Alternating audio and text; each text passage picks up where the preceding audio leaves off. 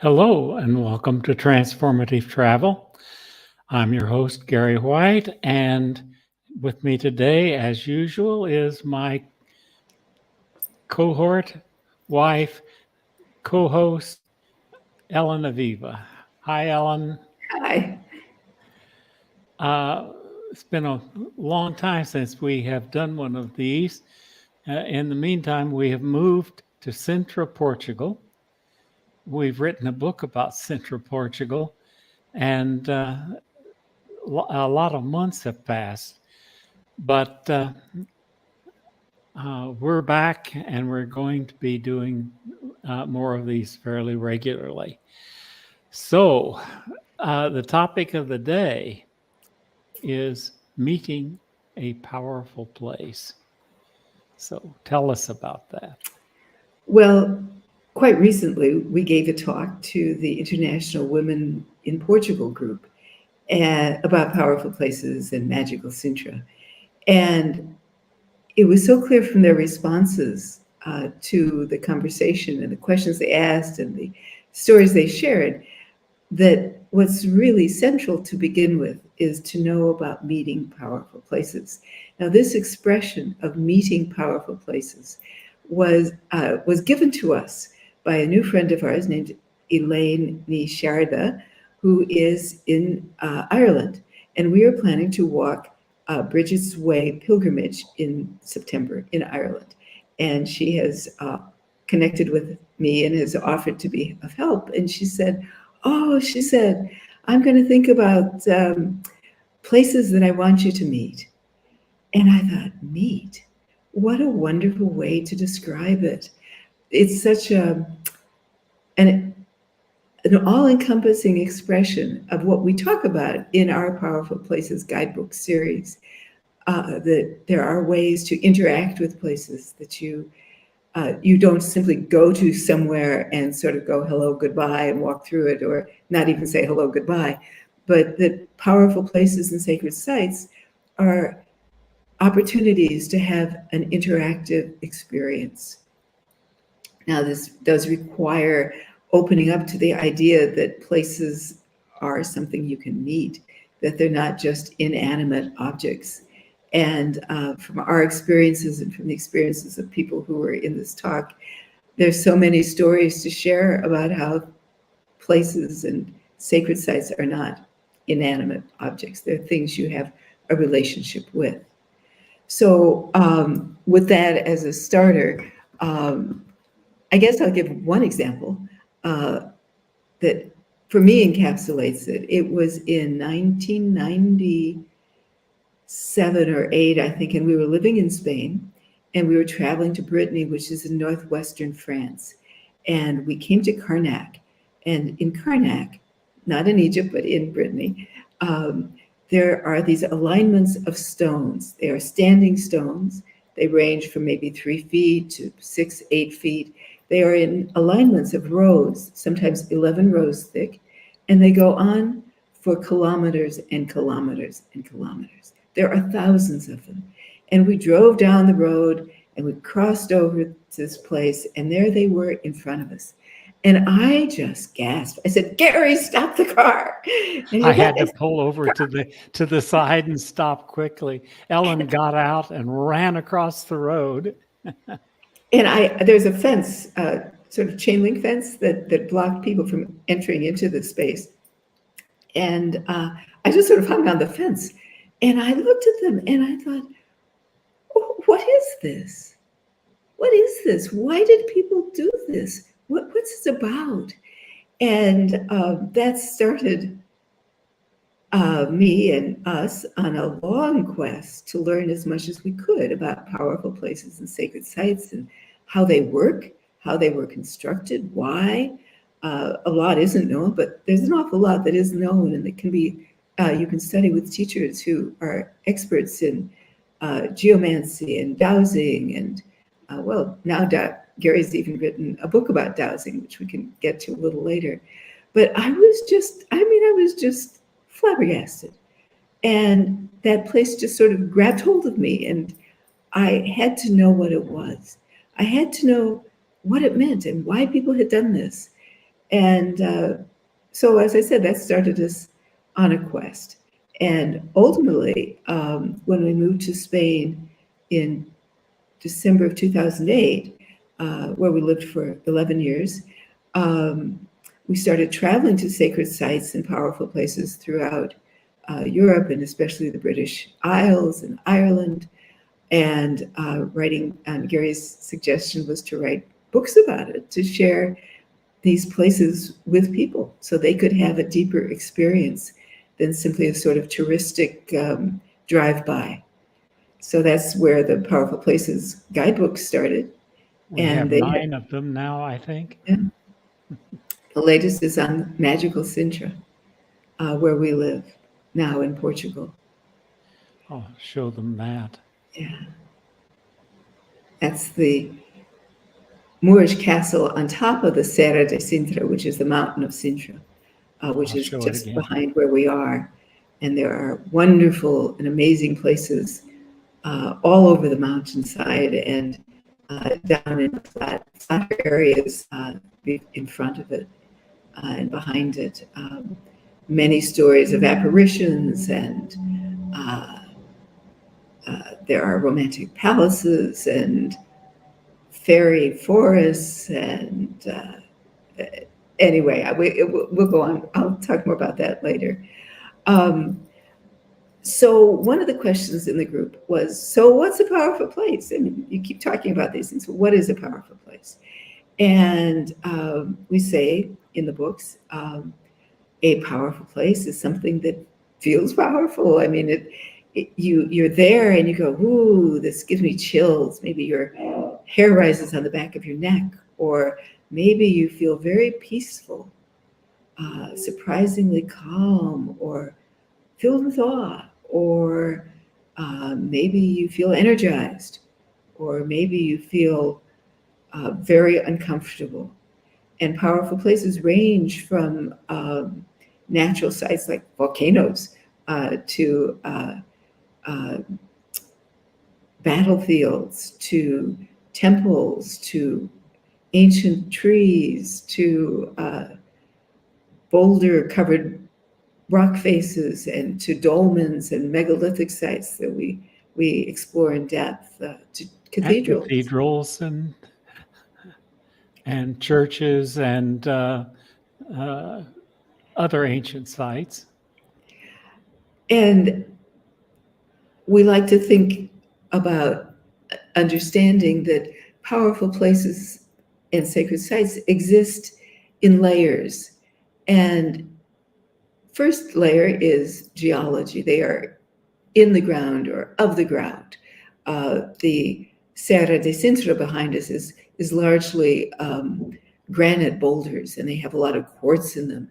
So you know that that's going to impact what the place feels like. Or maybe you're in limestone country and there are many caves because the limestone has eroded, not eroded, but has dissolved because of the water.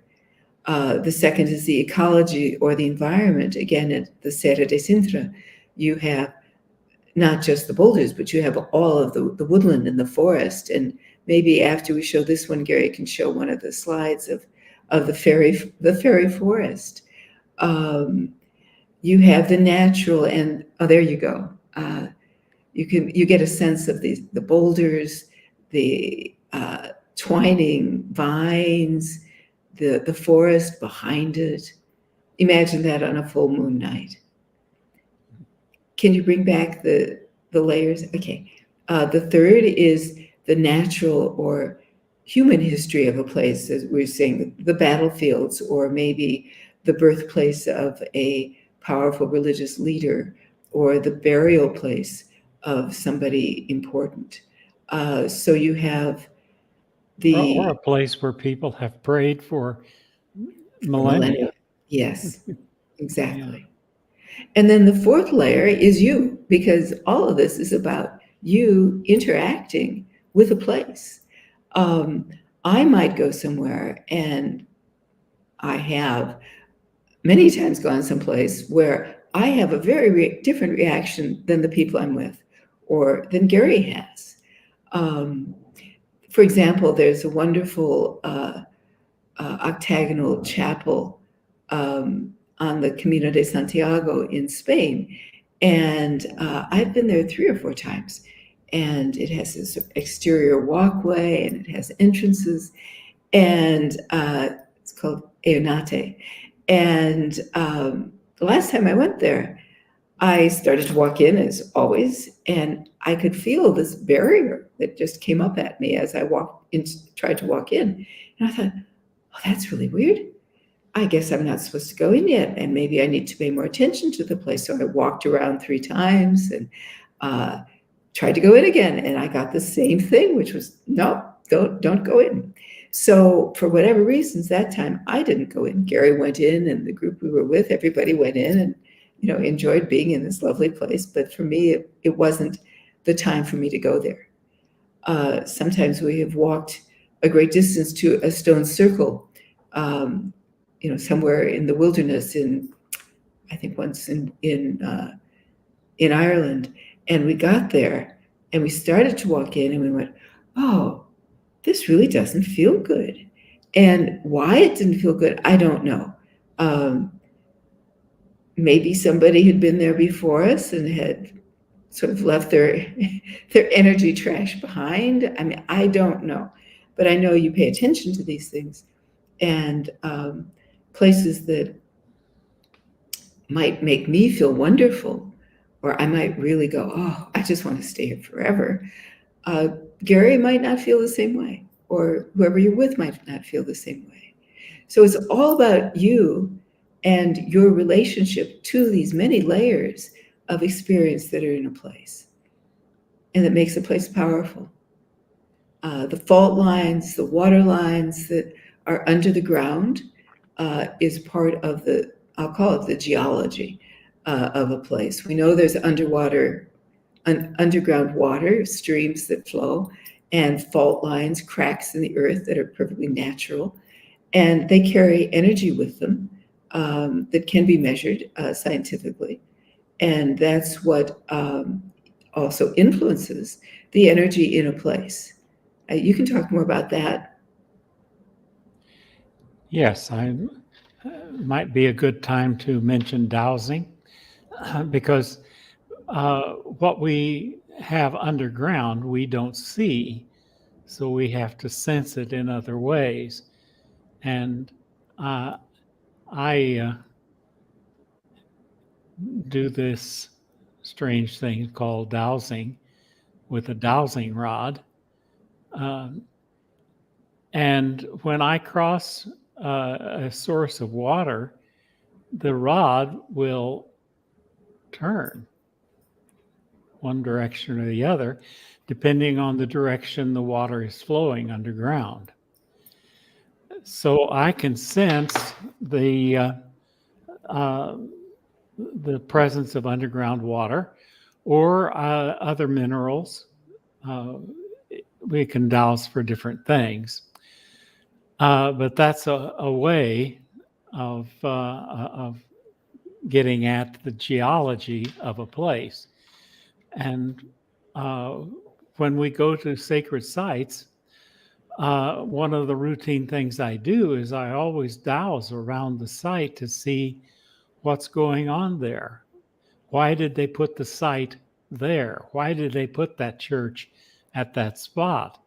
And I can generally find out that there are lines that are going under these churches, particularly ancient churches. So Romanesque churches, yes. 10th, 11th, 12th century, the ancient, the Gothic cathedrals. Yes, places that were built before the laws of land use came in and required everything to be in nice little squares.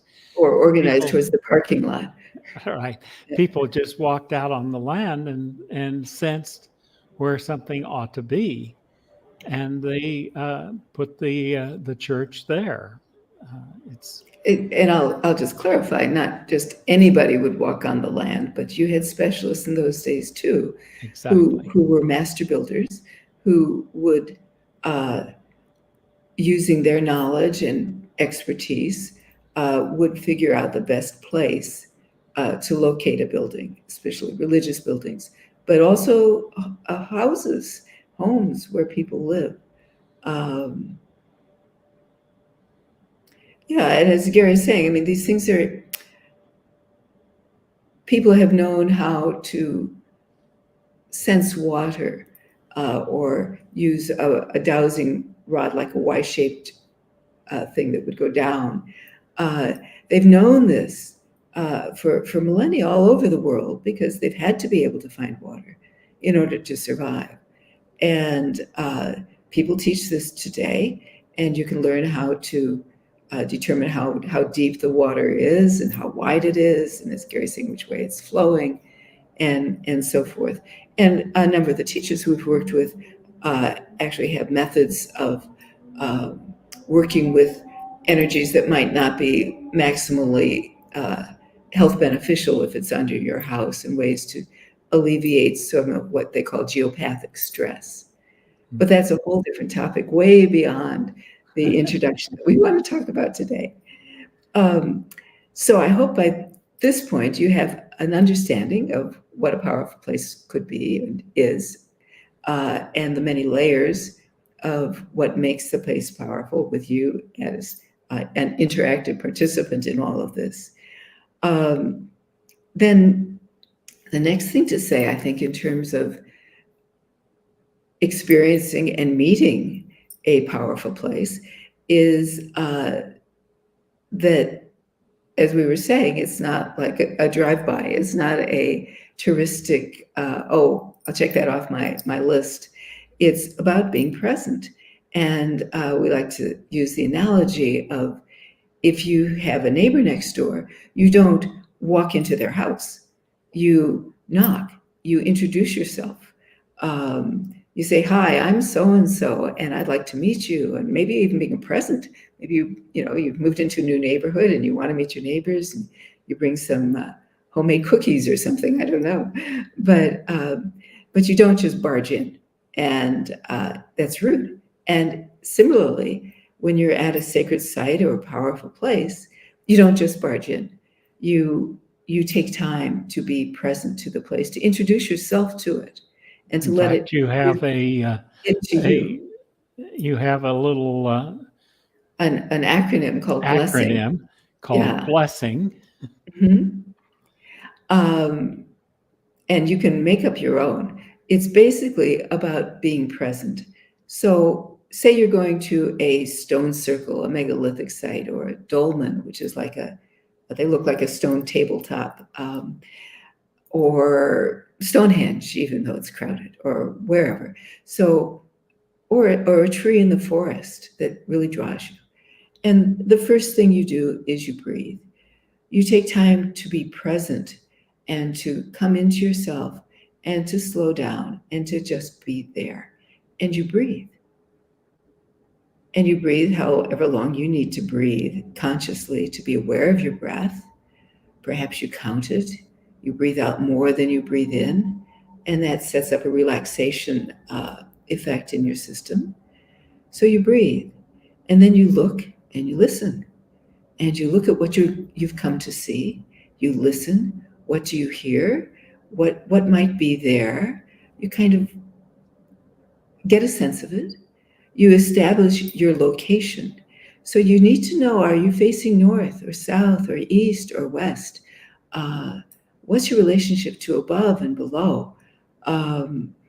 This is really important, because you'll notice that the entrances to these many powerful places are intentionally established with relationship to astronomical events like the full moon, or the turn of the seasons, the sunrise in summer solstice, which is the longest day of the year and the shortest night, or the sunrise, like at Newgrange in Ireland. Light goes into Newgrange, which is this big covered mound, and it's a very amazing architectural feat. But the light from the rising sun on the shortest day and the longest night, so this is the winter solstice, the light comes in travels down an interior corridor that goes up at a slight angle so that the light will ultimately reach the back chamber. And you know that this was important. So the way that a And they place carved a huge spiral on that back chamber. Mm. Um, Yeah, and you'll see this in other places. Loch Crew, there's a lot in Ireland like this, but there are many other places too, where the orientation of what you've come to see tells you something really important about the place. Most churches are oriented east-west with the altar at the east and usually the entrance at the west. And this has to do with the sun rising and resurrection as a central core to the Christian theology, and it is demonstrated in the shape of the church as a cross, if it is, or at least in the orientation. Sometimes the orientation is slightly shifted to so the light will come in and hit a certain place on a special day of the year, special to the saint the church is dedicated to. So all these places have this kind of information in them. Next comes the S for sense. And sense is exactly that, your senses. What does it feel like? Are you feeling a breeze on your skin? Does it feel cool or surprisingly warm? Or are you hearing something unusual? Do you see something unexpected, something sort of out of the corner of your eye? Or maybe you just see the exquisite stained glass windows in the Gothic cathedral. So usually there isn't taste, though you might taste something. There might be smell. Sometimes there's an unusual fragrance of roses that will suddenly appear in sacred sites. I remember years ago we were in Konya in Turkey at a museum dedicated to the poet Rumi. And there was it's actually a cleaning lady, I think, yeah, isn't it? yeah, there's a cleaning lady, and she pulled me to her and took me to a plexiglass stand. And in the stand was a hair of the Prophet Muhammad. And she had me put my nose up against the edge of the plexiglass corner, and I smelled roses.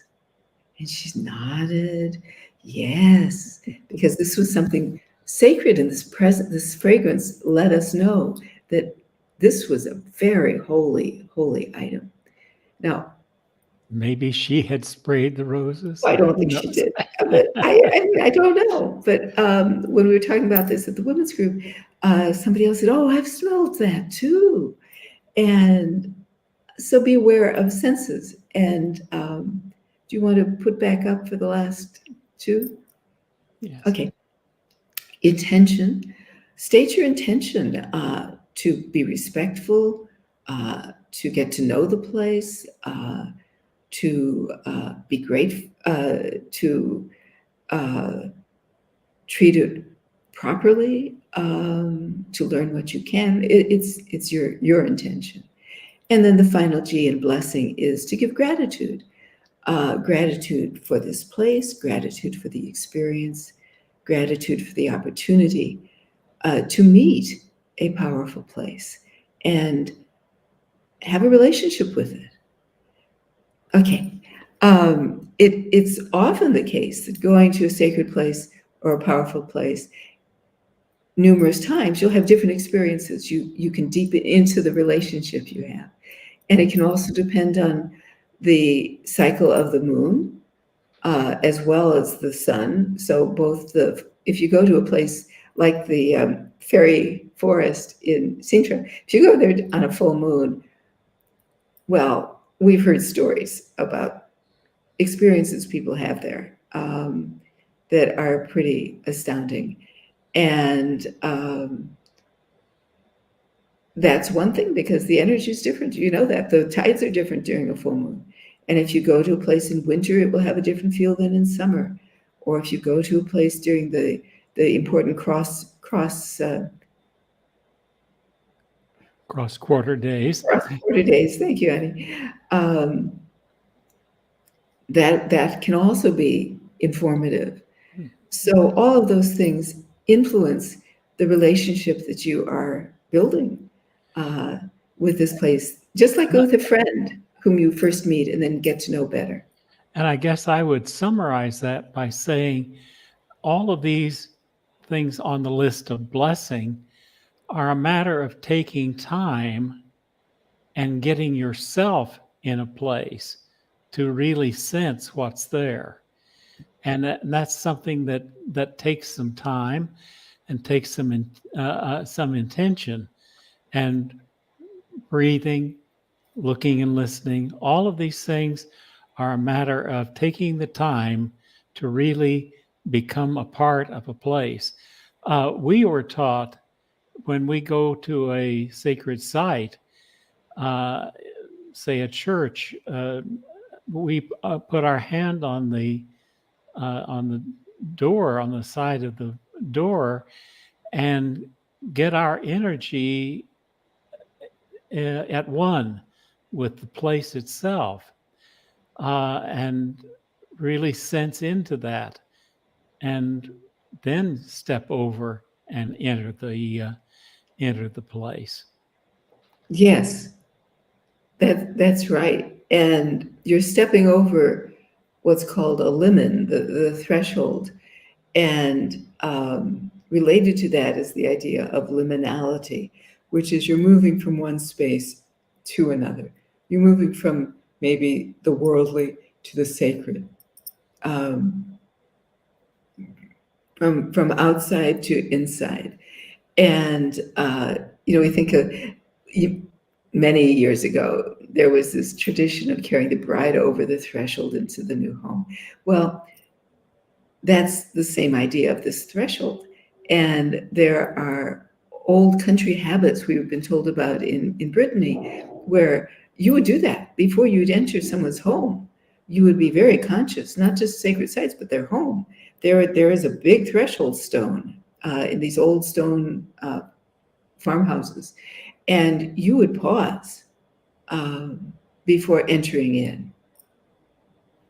Mm-hmm.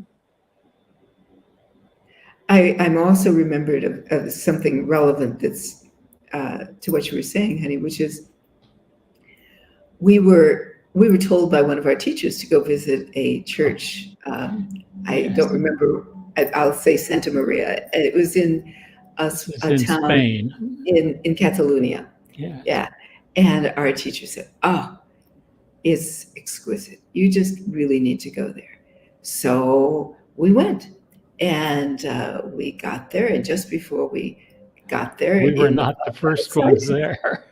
a busload of Tourists. senior citizens on an outing to this beautiful church.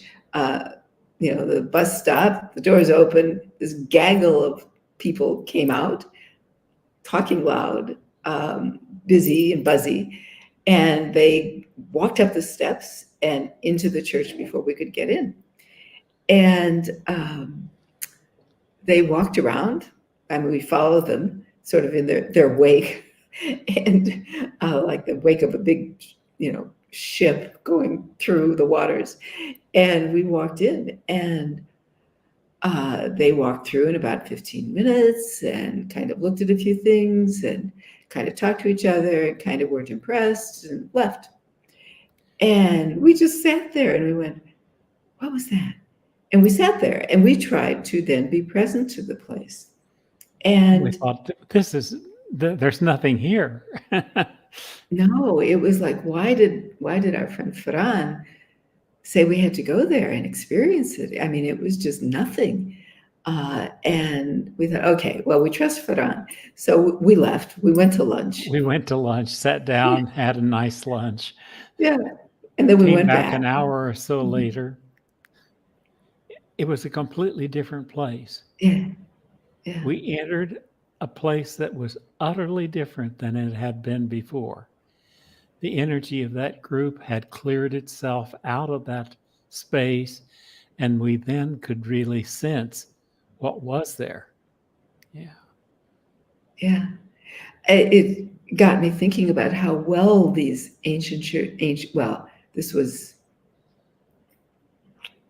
14th century, I think. So it got me thinking about how well these churches were constructed, because they have to be able to clear themselves energetically. And Yeah. you think about centuries and centuries of weddings and baptisms and funerals and whatever else has happened in these places. And there has to be something in the geometry of the place, the way it's constructed using sacred measurements and relationships, um, what's underneath as Yes. well, that can kind of help the flow of energy move on, like the water or the faults that are under these churches. Yeah, you think they knew what they were doing. Yeah, they knew Yes. what they were doing then. When we go to these ancient places, these Romanesque churches, I will often find a line that goes right down the center aisle of the church. It's could be a water line, or it may be a fault line under, but there's something that going right down the center aisle of the church, and often at the altar, another line crossing, so that there's a sense of crossing of the two energies. And it happens often enough that it can't be accidental. Yeah, one of our teachers said that the crossing of the water and the fire line at the altar, if you think about it in a Catholic church, is where the host communion is sanctified. And he said it's using the sort of etheric steam generated from the water encountering this underground fault line, which was conceptualized as being like a fire line, a hot line. And so you have that creating an energetic vortex that could be of some use in the ritual acts of the church. Mm-hmm. I'm looking at my list of topics and other things to talk about, and I'm thinking about a question that somebody asked at the talk, which was going to a place that you've never been and just having an immediate experience of something like you're going to a place you don't know much about, but you get there and you go, oh no, it just feels horrible to me. And the In question, fact, in this case, I think she well, was I don't want talking to talk about. about I don't want to go into details Okay, about where it was, it but was a prison. it was a prison. Yeah. And so she didn't go in. And the question was, is this, and somebody else told another story about going into a Christian woman who said she went into a synagogue in a nearby town, and just the hair rose on her arms, and she just started to cry. And so the question was, is this, what is this? Is this because you had a past life, or some connection there, or is it about the place itself? And I thought that was a really interesting question, and we didn't really have time to in the talk to deal with it. But I think it's worth bringing up because there are many answers. So I mean, I guess there are many answers to that.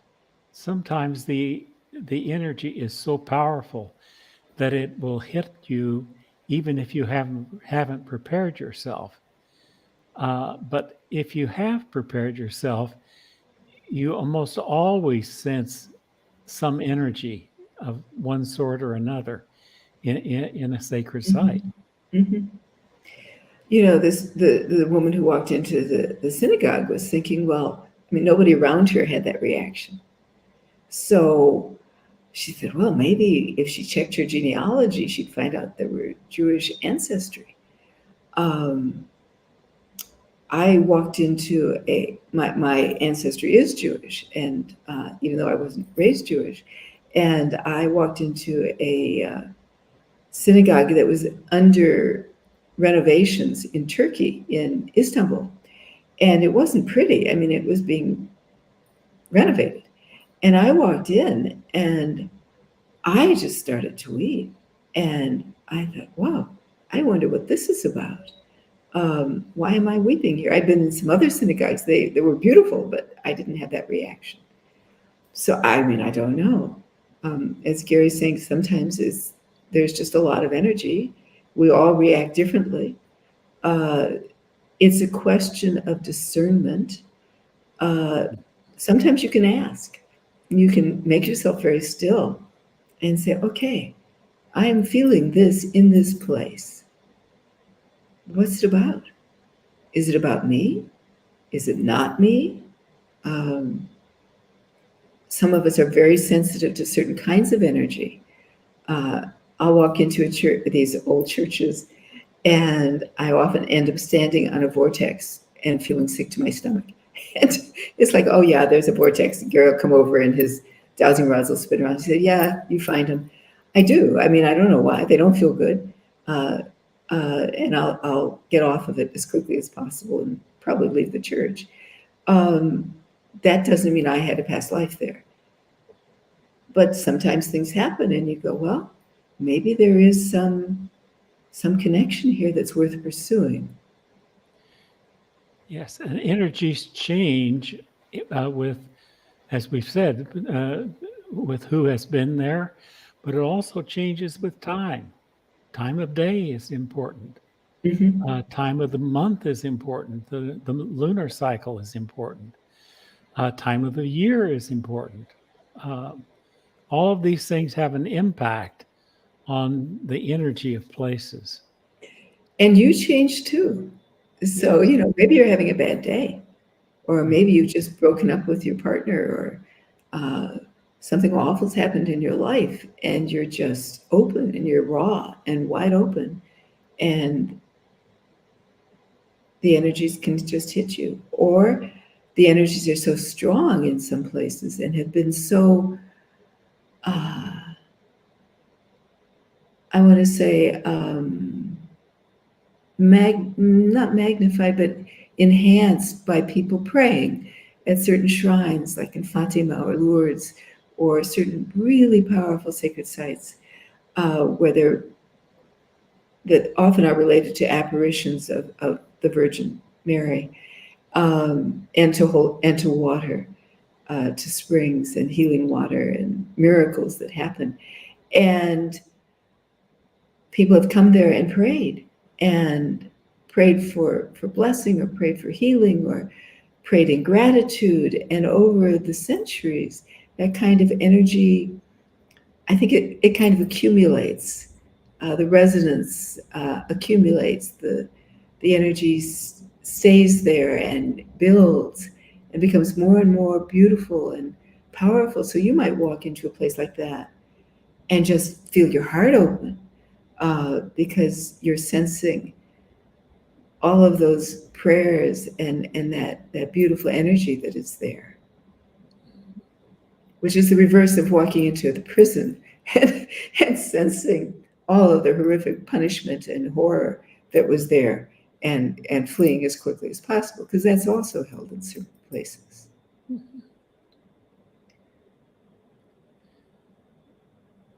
Should we talk a bit about the places around Syndra?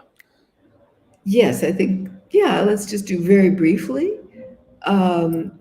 So our book, The Magical Syndra, Powerful Places, The Magic Mountain of the Moon, covers, the first part of it is really about the iconic places you have to see in Syndra. And there are a number of them. It's the ones the tourist guys go to. Yeah, and they're the ones that people usually don't have time to really experience very thoroughly, because they're so full of people.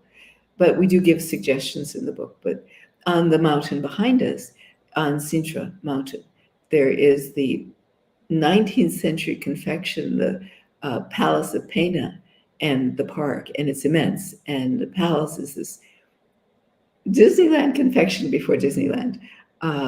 Just bright colors and turrets and towers and carvings and amazing things. And then this huge park with water features and gazebos and all kinds of important plants and trees and bushes. And I mean, you could spend a day there. We should probably do, Gary, instead of going to a huge detail, we should do another We'll do one that's on Syndra. Yes. But meantime, I'll just list off some of them. There's the Castle of the Moors that was from the 9th century. This is one of the huge boulders. We said the whole thing is the mountain is granite. They're filled with immense boulders that have a fair amount of quartz in them. So they have an interesting vibratory quality to them. And there's hikes. There's a long walk you can take up to the Castle of the Moors. There's Montserrat Palace and Park, which is quite beautiful. Looks sort of like a mixture of the Alhambra and some fantasy. It's sweet, and it also has beautiful gardens. And if instead of going into it, you turn left and go up the hill, there's wonderful hikes through the woods. There's the Capuchins Convent, which is a monastic convent for male Capuchin friars in 16th century. And it's made out of cork, which is plentiful in the region and very austere. And you walk past the ticket office and you start walking towards the convent and the grounds, and the energy shifts, and it's so peaceful. It's so peaceful. It's a place of retreat and prayer for centuries and centuries. We'll do a version with show and tell slides of all of these places. Yeah. But there's another thing that you can do if you don't want to wait for us to do another one. You could go to a website called Magical Syndra, and a lot of the tourist sites and sites that are not tourist sites are listed in that book. On that website. Yeah. Gary runs the website, and also there's a Facebook page, Magical Syndra, and you can learn a lot more that way. There's also the Quinta da Regaleta, which is an esoteric delight with a huge inverted tower that people call the Initiatic Well, that has 9 flights of stairs, and you spiral down into the earth, and there are underground tunnels. What else? There's the National Palace in Syndra itself, and the newly opened Beaster Palace, and grounds and gardens, which are quite beautiful. Another 19th century, not palace, but it was called a chalet, a big mansion, beautifully done. And then the rest of the book talks about places that most people don't know about, and that are well worth seeing, and where you have more opportunity to spend time without being overwhelmed by the crowds. That's like the Adre Nunez. That's the Dolmen of Adre Nunez, which is in, it's walkable. Well, all these places are walkable or bicycling. It's on the mountain. That's the fairy forest. And near there is the Tholos de Monges. All this is near the Capuchin monastery, uphill from it. And this place is a wreck. They're doing archaeological excavations. Yeah, you can see the plastic on the ground down there. Yeah, it's a dolmen, chambers, stone chambers that are 5,000 years old at least, and it's partly burrowed into the ground. And they're doing an archaeological dig there, and it looks like a mess. But when I went up there, I expected absolutely nothing because I knew it was a mess. And that place still has tremendous energy, tremendous energy, which I felt, and the person I was walking with was kind of like, huh? And I don't know, why I felt it and he didn't. I don't know. And we talk about a lot of other places in the book, including a circular church, Saint Mahomet de Janesh, that legend goes was built over a temple of Diana. And archaeology indicates probably not, but there's a lot of information that's confusing and it's unclear. It might be related to the Templars. Um, it might have been a 16th century architect's fantasy because the person who had it built in that format, who designed it, loved circular buildings. Or it might be related to an ancient goddess whose remnants, whose apparitions and presence has been felt on the mountain of Syndra for many, many thousands of years. And evidence is seen archaeologically in lunations, which are lunar-shaped, crescent-shaped stone artifacts and other shapes like that that refer to the moon, the goddess of the moon, who later is linked with Diana. And there's evidence of Roman settlement and worship of Diana. So I could go on, but I won't. Stay tuned. We will do a version dealing just with the magical Syndra and all of the sites that we have enjoyed here. Yeah, yeah. Well, I hope that this has been helpful. We would love to hear from you with your comments on Facebook or on the YouTube site. And let us know what you discover. And as I said, I hope that you will enjoy meeting powerful places and developing a meaningful relationship with some of them. Okay, thank you. And we will return in a few weeks and do Magical Syndra. Bye-bye. Bye for now.